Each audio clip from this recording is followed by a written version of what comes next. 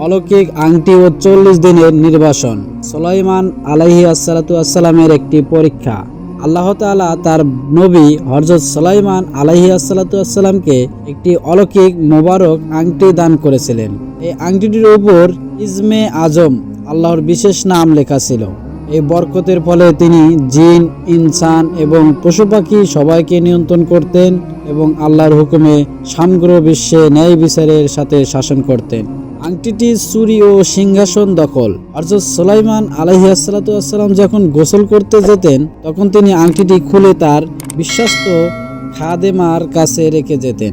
একদিন সাক্কার নামের এক দুষ্ট জিন হযরত সুলাইমান আলাইহি আসসালাতু আসসালামের রূপ ধারণ করে খাদেমের কাছে আসলো। খাদেমা তাকে প্রকৃত সুলাইমান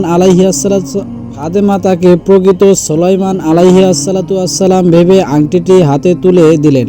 আংটিটি হাতে পাওয়ার সাথে সাথেই সেই জিন সিংহাসন দখল করে নিল। জিন, ইনসান সবাই তার কথা মতো হযরত সুলাইমান আলাইহি আসসালাতু আসসালামের আদেশ ভেবে মানতে শুরু করলো। নির্বাসিত জীবন। এদিকে প্রকৃত হযরত সুলাইমান আলাইহি আসসালাতু আসসালাম রাজপ্রাসাদ থেকে বিচ্ছিন্ন হয়ে একাকী হয়ে পড়লেন। মানুষ তাকে চিনতে পারল না। জীবিকার অভাবে তিনি শ্রমিকের মতো কাজ করতে শুরু করলেন।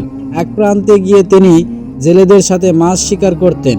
এক নেককার ব্যক্তি তার প্রকৃত চরিত্র ও আচরণ দেখে নিজের মেয়েকে তার সাথে বিয়ে দিলেন। হযরত সুলাইমান আলাইহি আসসালাতু আসসালাম সৎভাবে দিন কাটতে থাকলেন। আংটিটি প্রত্যাবর্তন। অন্যদিকে সাক্কর জিন 40 দিন পর্যন্ত সিংহাসন রাজত্ব করল।